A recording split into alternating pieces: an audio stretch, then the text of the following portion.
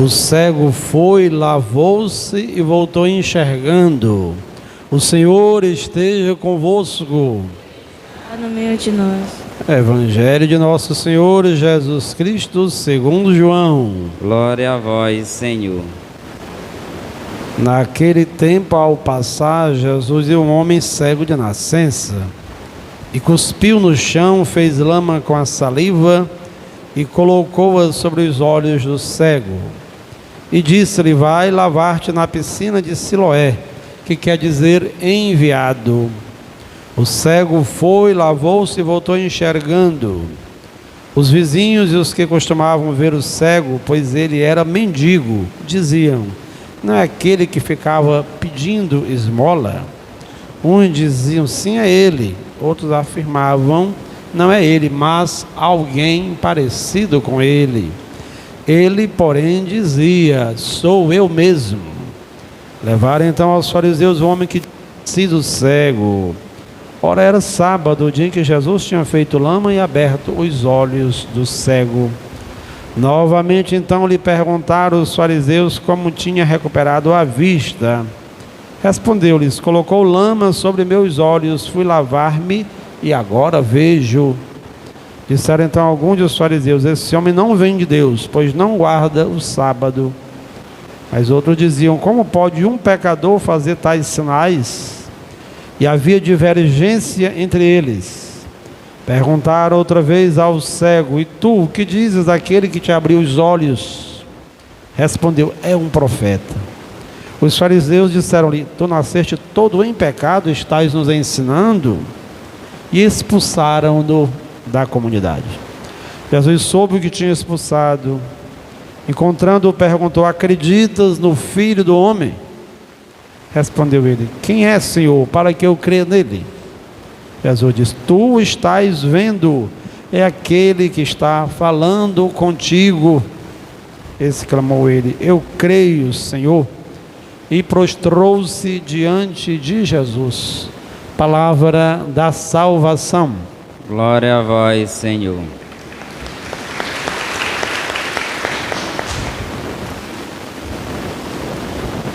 Hoje estamos realizando o segundo escrutínio.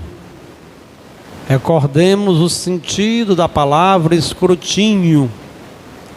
Significa justamente examinar detalhadamente. Nós estamos analisando, examinando a nossa vida, os pecados que nós carregamos, para que sejamos purificados e assim possamos participar dignamente da Páscoa, da ressurreição do Senhor. A preparação antecede um grande acontecimento. Se alguém vai se casar, precisa se preparar. Nós também, para participarmos da Páscoa, temos esse presente de Deus, que é a Quaresma, para que possamos nos preparar adequadamente.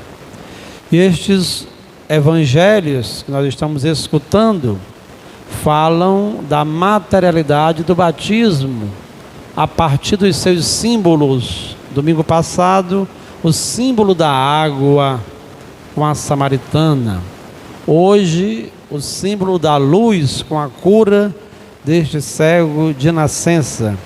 E no próximo domingo, nós teremos a ressurreição de Lázaro. Jesus é a água do batismo que jorra para a vida eterna. É Jesus a água que nos purifica. É Jesus a luz do mundo. Eu sou a luz do mundo. Aquele que me segue não andará nas trevas, mas terá a luz da vida.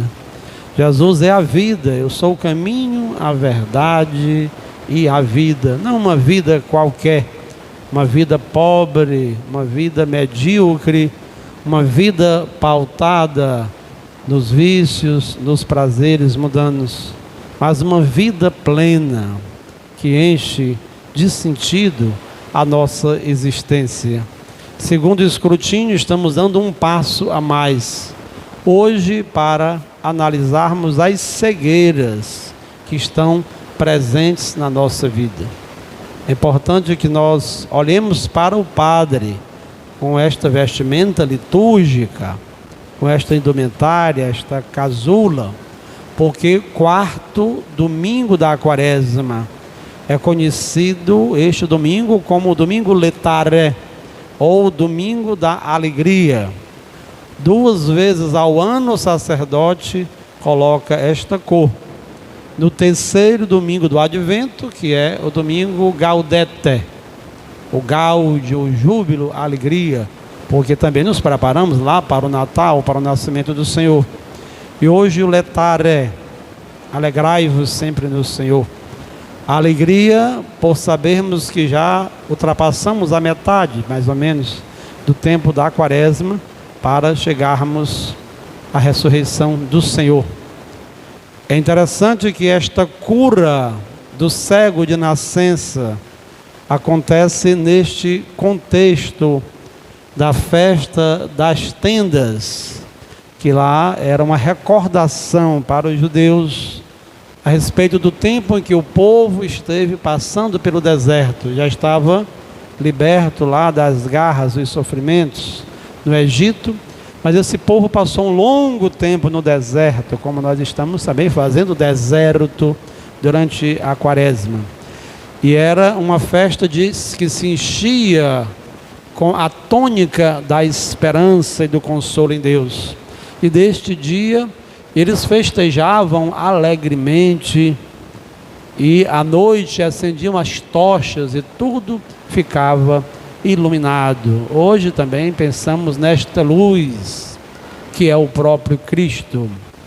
Quando nos outros evangelhos existe a cura dos 2 cegos, um deles é o cego Bartimeu, recordemos que é ele quem grita por Jesus: Jesus, filho de Davi, tende misericórdia de mim, porque eu sou um pecador.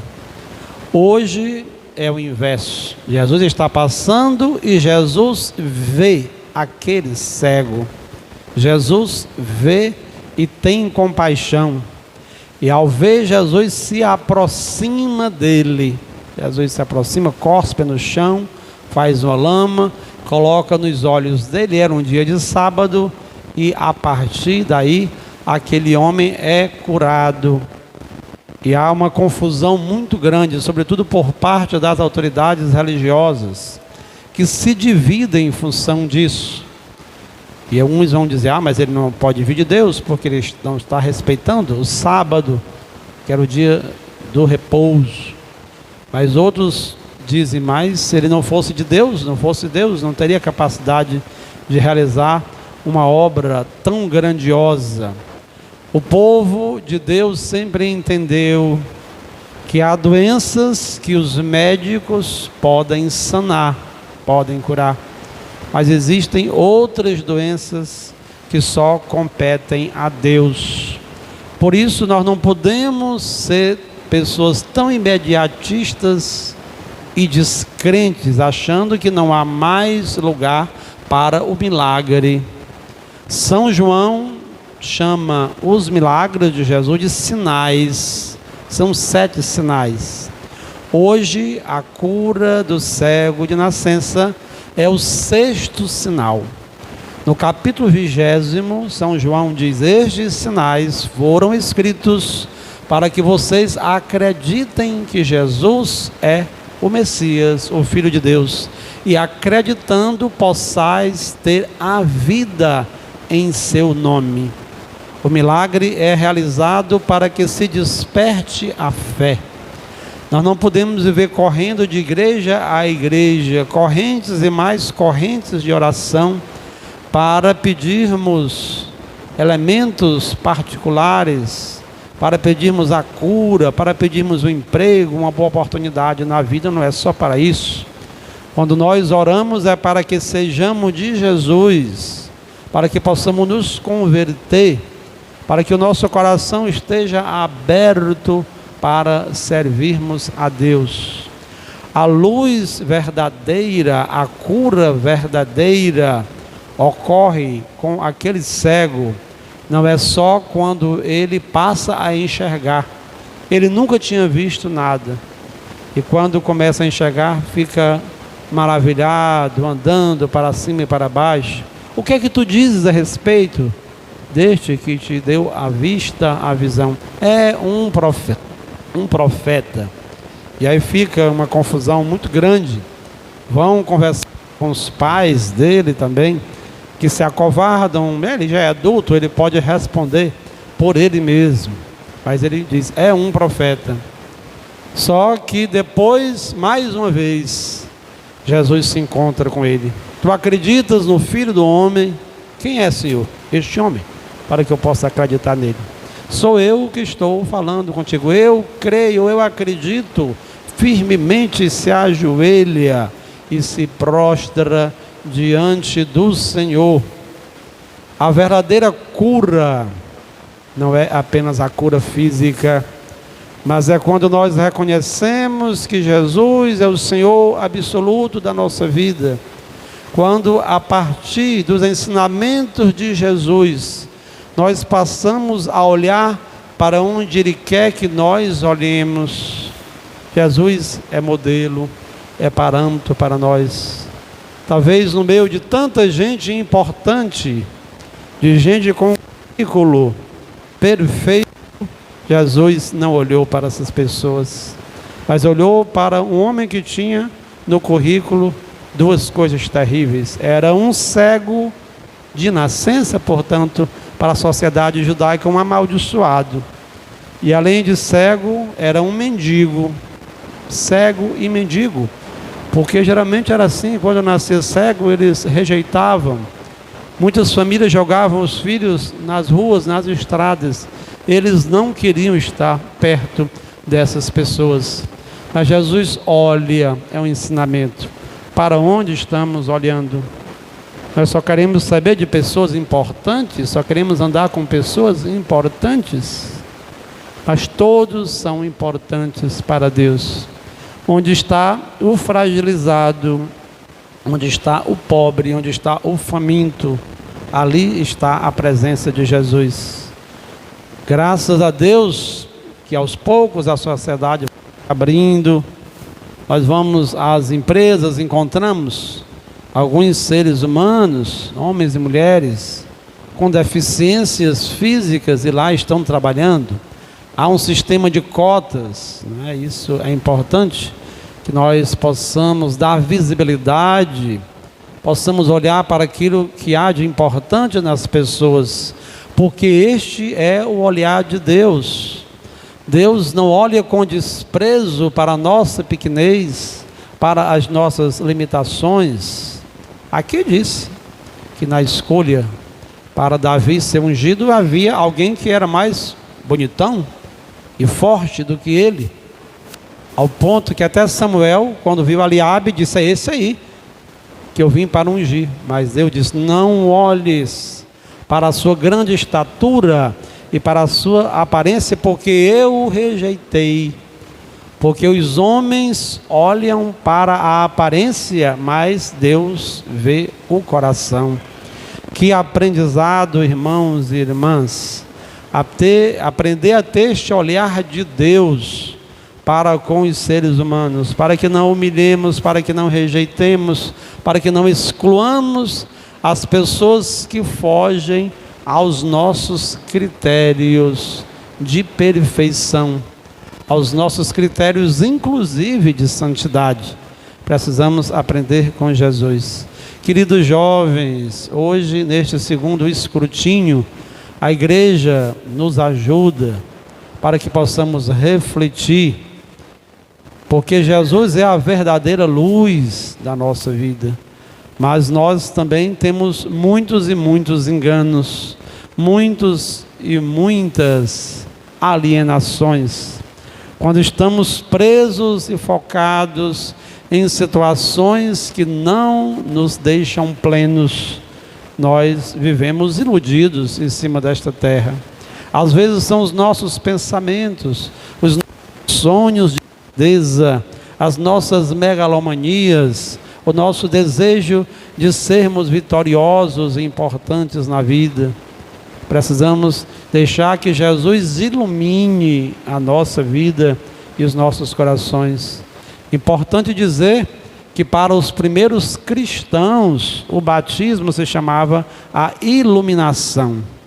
Queremos ser iluminados. Às vezes é uma palavra, quando você vem à Santa Missa e escuta a palavra de Deus com atenção, escuta o sacerdote na hora da homilia, quantas palavras sábias são colocadas na boca do sacerdote, porque fala em nome de Deus, porque o Espírito Santo está sobre o sacerdote, para levar a paz e a luz do entendimento da palavra de Deus aos nossos corações. Peçamos a Jesus que nos dê a graça de vencermos as nossas cegueiras. E ele é conduzido à piscina de Siloé, que quer dizer enviado, uma referência direta ao batismo, com a água do batismo. Jesus vem enviado do Pai.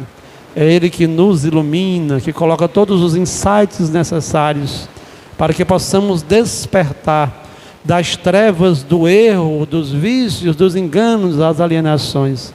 Jesus é o Senhor absoluto da nossa vida.